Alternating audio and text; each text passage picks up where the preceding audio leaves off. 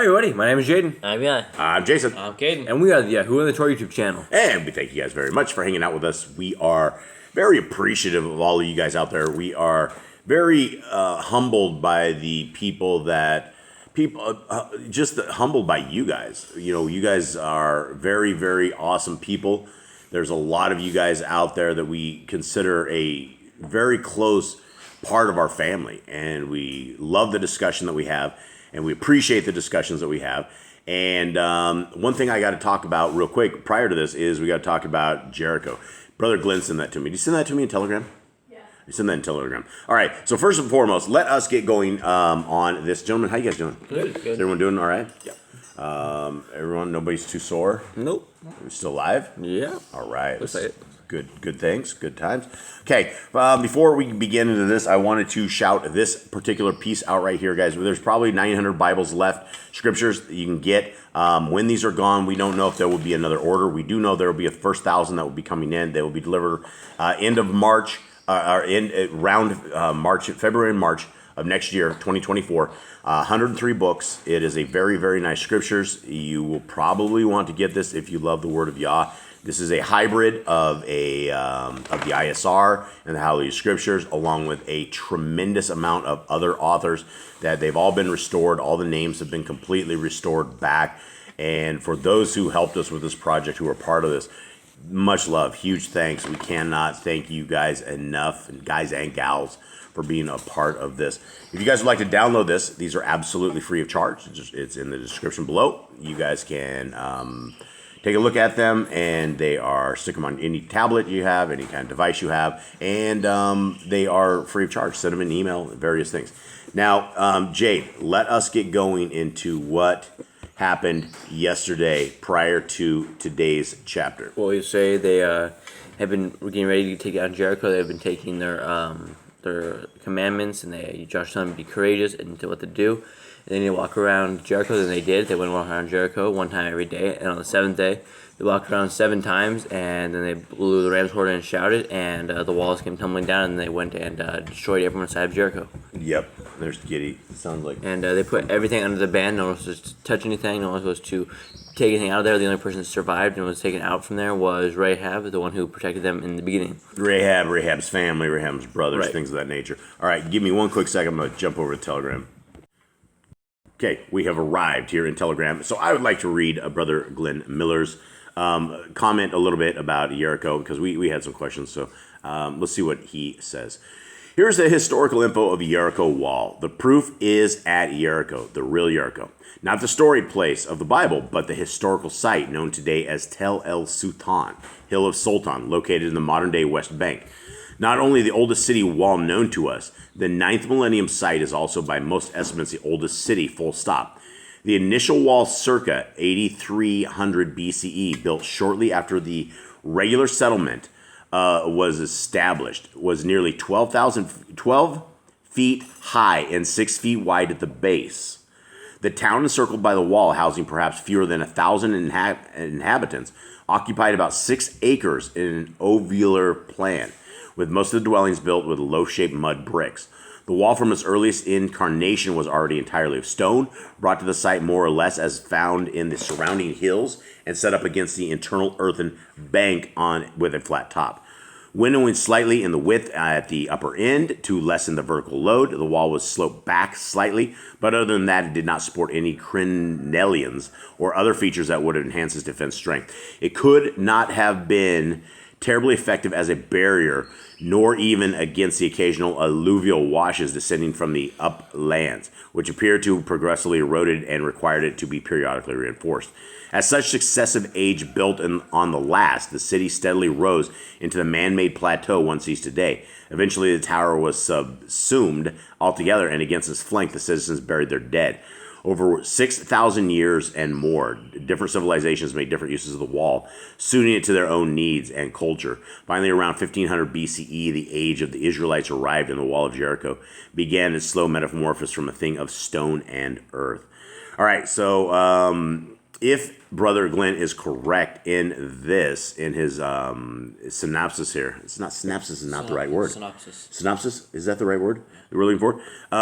If he was correct, it's only like 6 acres, so that's actually not tremendously large. We were wondering about that. So if he is correct, if our historian friend Brother Glenn is correct, then it was 6 acres, and 6 acres isn't. Place. It is a small place, but I mean, 6 acres is big for some, but for a city, that's pretty small. Well, people are crammed in there, right? People don't build. They usually have like somehow they fit 3,000 people in there. 3,000. I don't think he said that. I think that was Miss Nicole that said that. I think it was 2,000 to 3,000. 2,000 to 3,000. Brother Glenn says 1,000. In this, I think he said, but other ones we've read, there are 2,000 to 3,000 people in Jericho alone. Still, even 1,000 people in 6 acres is a lot of people. Not if you're in high rises and things of that nature. Yeah. You can go. It's not a lot when you go into towns. We used to go into towns when we were doing estimating wireless to see if it was good, and you'd look at the rooftops and the rooftops of the houses.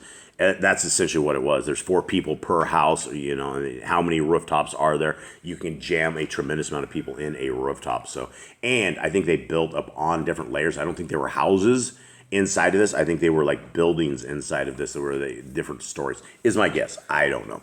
All right, are you guys ready? Yep. Okay, but the children of Yisrael committed a trespass regarding that which is under the ban.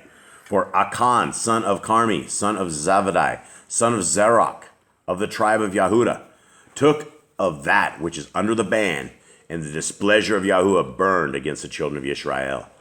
Now they've done it, right? This is the first time that we know of inside of Joshua's control that somebody had done it. Right. This is like he's dealing with his first adversity of the people fighting back.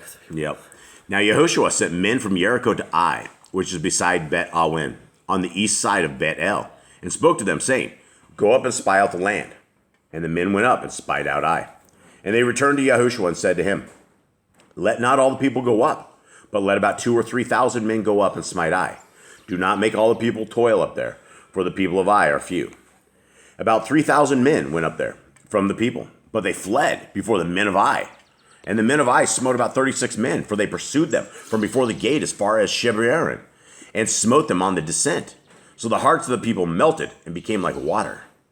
And YAHOSHUA tore his garments and fell to the earth on his face before the ark of Yahuwah until the evening, both he and the elders of Yisrael, and they put dust on their heads. Now, Yehoshua here, he's probably really confused because Yahuwah promised that they were obedient and they would do it, but he doesn't know. No one knows who this is, and so they just they only sent 3,000 people. You know, it's a small place, because Yah said 1,000 can put 10,000 to flight, 10,000 to 100,000. So there's like 3,000 people that should cover this. Yeah. And they got beat, and now he's probably really confused on why he's not being promised getting what he promised. Getting what he was promised. Yep. 7. And YAHOSHUA said, "O Adonai Yahuwah, why have you brought this people over the Ardean at all? To give us into the land of the Amorites? To destroy us? If only we had been content to stay beyond the Ardean." So there he goes. He's pulling in a little bit of the Israelites. If only we would have stayed in Mitzrayim. If only we had been Feels here. like the old generation. Yeah. "Oh, Yahuwah," verse 8, "what do I say when Yisrael turns his back before its enemies and the Canaanites and all the inhabitants of the land hear and shall surround us and cut off our name from the earth? What then do you do for your great name?" And Yahuwah said to YAHOSHUA, "Rise up. Why are you lying on your face?" This reminds me of Job, right? Pull up your knickers, boy. Stand up. Pull up your pants. Put the big boy pants on. Sometimes you got to be a man. Sometimes you got to deal with this. Rise up. Why are you lying on your face? Yisrael has sinned, and they have also transgressed my covenant, which I commanded them. And they have ever taken some of that which is under the ban, and have both stolen and deceived, and also put it among their own goods. And the sons of Yisrael shall not be able to stand before their enemies. They are going to turn their backs before their enemies, for they have become accursed. I am not with you anymore, unless you destroy that which is under the ban from your midst. Rise up, Kodesh the people, and you shall say, Kodesh yourself for tomorrow, because thus said Yahuwah Elohim of Yisrael, that which is under the ban is in your midst. O Israel, you are not able to stand before your enemies until you put away that which is under the ban out of your midst. All right.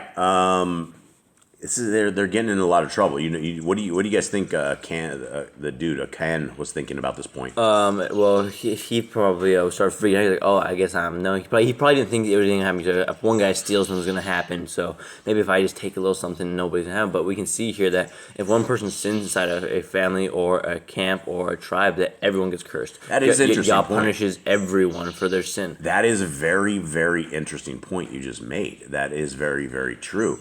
Sometimes the curses that fall upon us may not be intentional for us, but may be about those who are around us. If, for instance, you live in a supposed holy environment that you shouldn't be profaning where you're living, and those around you are doing such, then you're not going to fall under the blessings, and then that's a very bad thing. Okay, 14. And you shall be brought near in the morning, according to your tribes, and it shall be the tribe which Yahuwah takes comes according to their clans, 2 clans, and the clan which Yahuwah takes comes by households, and the household which Yahuwah takes comes by men. And it shall be he who is taken with that which is under the ban is burned with fire, he and all that he has, because he has transgressed the covenant of Yahuwah, and because he has committed wickedness in Israel.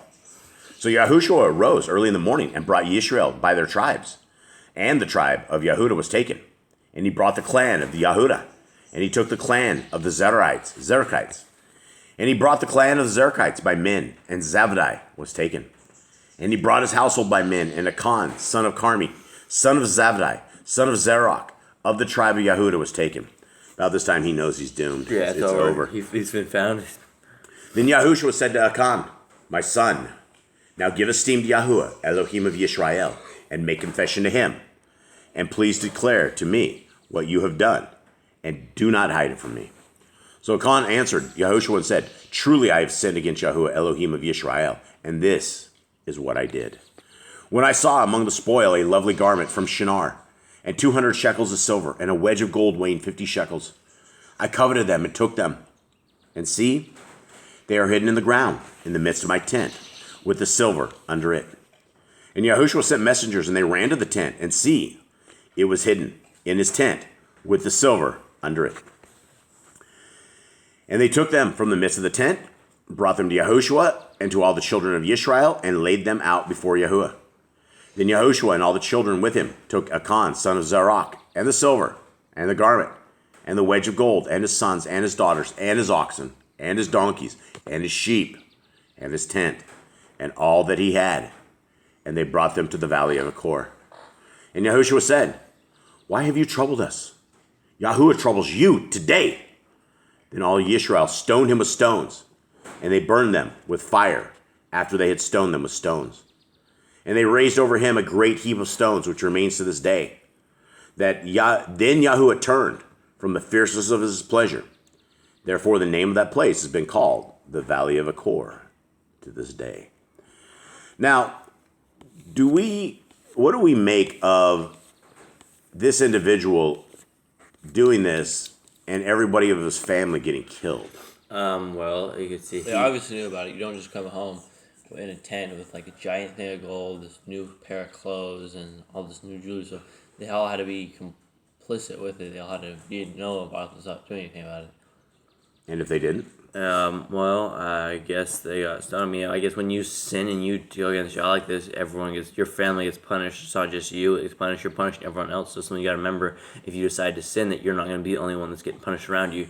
Yeah, for those leading the houses, be it man or woman, the sins of our actions do fall upon our family. And it is very, very clear that Yah does not make any kind of leniency on various things. And more than likely, like Cade said, they were probably all complicit with it. They all probably knew about that. They probably all danced around in the dress from Shinar or whatever it was and thought it was just wonderful. But obviously it was a very grievous thing in the sight of Yah, and he dealt with it. All right, anyone else have anything else? Don't be greedy. Don't be greedy. Read your Bibles. The laws, statutes, and commandments of our Creator are good for all times.